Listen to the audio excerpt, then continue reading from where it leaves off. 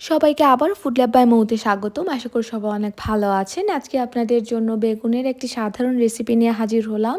এটি আসলে খুবই সাধারণ বানানো এবং খুবই সহজ, ঝটপট তৈরি করে ফেলা যায়। এটার নাম হচ্ছে বেগুন পোস্ত, যেটা আপনি পোলাওয়ের সাথেও খেতে পারেন, ভাতের সাথেও খেতে পারেন বা রুটি দিয়েও খেতে পারেন।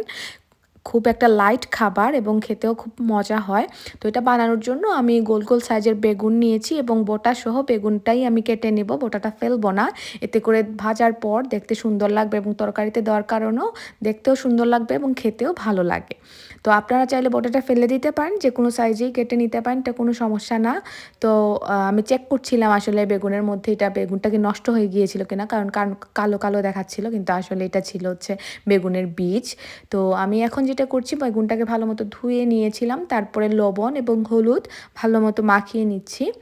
তারপরে আমি যেরকম নর্মালি আমরা বেগুন ভাজি করি ওইভাবে ভেজে নিব।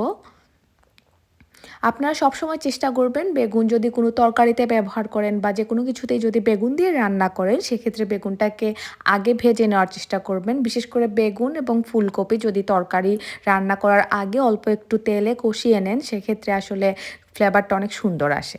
তো এখন যেটা দিচ্ছি সেটা হচ্ছে পোস্ত দানা। আমি পোস্ত দানাটাকে অল্প এক টেবিল চামচের মতো পোস্ত দানাকে ভিজিয়ে রাখবো। নরম হলে তারপর আমি পেস্ট করে নিব। যদি পোস্ত দানা না দিতে চান বা না থাকে, সেক্ষেত্রে আপনারা সাদা সরিষা বাটাও দিতে পারেন, সেটাও হবে। তো আমি পোস্তটাকে বেটে নিয়েছিলাম। এখন যেটা করব সেটা হচ্ছে অল্প একটু ফ্রাইং প্যানে অল্প একটু তেল দিয়ে দিলাম। দিয়ে দেওয়ার পরে আমরা নর্মালি যেভাবে বেগুন ভাজি করি ওইভাবে একটু গোল্ডেন কালার করে ভেজে নিব। আসলে বেগুনটা কাঁচা দিলেও পারতাম, কিন্তু কাঁচা দিলে আসলে তরকারিতে বেগুনের ফ্লেভারটা ভালো আসে না এবং একটা কীরকম কাঁচা গন্ধ থাকে, কাঁচা ভাবও থাকে, কালারটাও সুন্দর আসে না। তার জন্য আমি সবসময় যে কোনো তরকারিতে বেগুন দিয়ে যদি রান্না করি তাহলে চেষ্টা করি আগে একটু ভেজে নেওয়ার।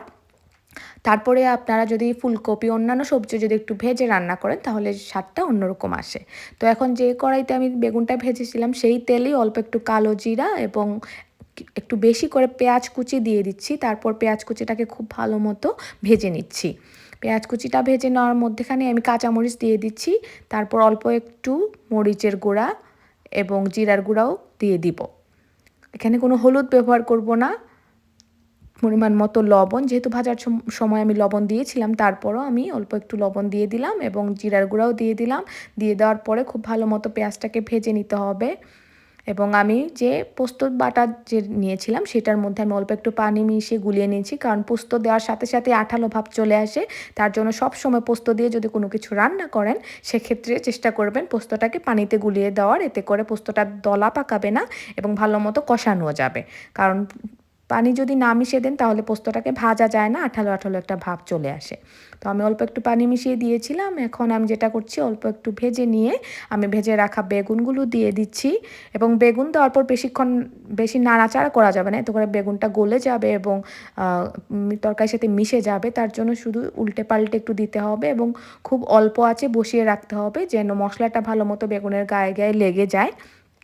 তারপর যখন মশলা থেকে তেল আলাদা হয়ে যাবে তখন আপনারা নামিয়ে নেবেন এবং এটা হতে বেশিক্ষণ সময় লাগে না। তো রেডি হয়ে গেল আজকের বেগুন পোস্ত। তো আশা করি আজকের রেসিপি অনেক ভালো লেগেছে। ভালো লাগলে অবশ্যই লাইক, কমেন্ট এবং সাবস্ক্রাইব করতে ভুলবেন না। নতুন নতুন রেসিপি পাওয়ার জন্য আমাদের সাথেই থাকবেন। ধন্যবাদ সবাইকে।